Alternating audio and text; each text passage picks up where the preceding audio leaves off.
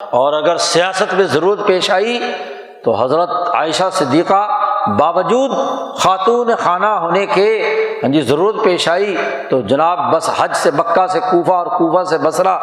لشکر لے کر میدان میں نکلی ہیں، اور میدان کارزار کے اندر بھی ضرورت پیش آئی ان کی اپنی رائے کے مطابق، تو انہوں نے اپنی رائے کا کھل کر اظہار کیا، یہاں تک کھل کر اجتماعی طور پر رائے کا اظہار کیا خواتین نے کہ حضرت بریرہ رضی اللہ تعالی عنہ جب ان کو آزادی ملی، حضرت عائشہ صدیقہ نے انہیں آزاد کیا، پہلے جس مرد سے ان کی شادی ہوئی تھی مغیث سے، حبشی کالا تھا، بریرہ کو پسند نہیں تھا، تو نبی اکرم صلی اللہ علیہ وسلم نے بریرہ سے کہا کہ تمہیں اختیار ہے، اب تم آزاد ہو، تمہارا خامد غلام ہے، تمہیں اختیار ہے کہ تم اس نکاح کو برقرار رکھو یا توڑ دو، اس وقت تمہیں اختیار ہے، سابقہ نکاح گویا کہ ٹوٹ چکا، اب آپ برقرار رکھیں گی تو نکاح رہے گا ورنہ تو ختم ہو جائے گا۔ تو بریرہ نے اختیار کیا، اس نے کہا میں اپنا حق اختیار استعمال کرتی ہوں کہ میں اس نکاح کو توڑتی ہوں۔ توڑنے کا اعلان کیا تو وہ مغیث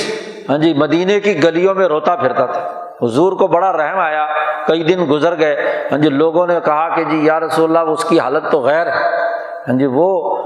بریرہ کے بغیر نہیں رہ سکتا۔ تو نبی اکرم صلی اللہ علیہ وسلم نے بریرہ کو بلا کر کہا دیکھو میں کہتا ہوں کہ تم اس کے ساتھ برقرار رکھو اپنا رشتہ۔ تو بریرہ نے پوچھا یا رسول اللہ آپ حکم دے رہے ہیں یا مشورہ ہے؟ تو حضور صلی اللہ علیہ وسلم نے فرمایا حکم نہیں دے رہا، حکم نہیں دے رہا، اتھارٹی کا استعمال نہیں کر رہا، حکومت کی،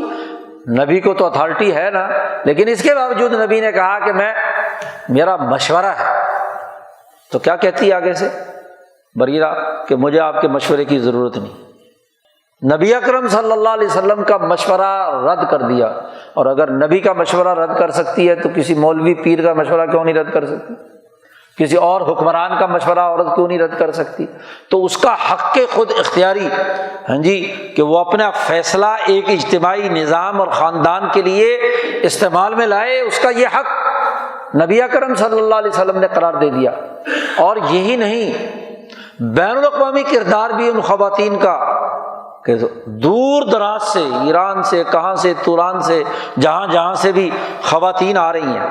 نبی اکرم صلی اللہ علیہ وسلم کے بعد عائشہ صدیقہ سے تعلیم حاصل کرنے کے لیے عورتیں مرد دور دراز سے سفر کر کے آتے ہیں۔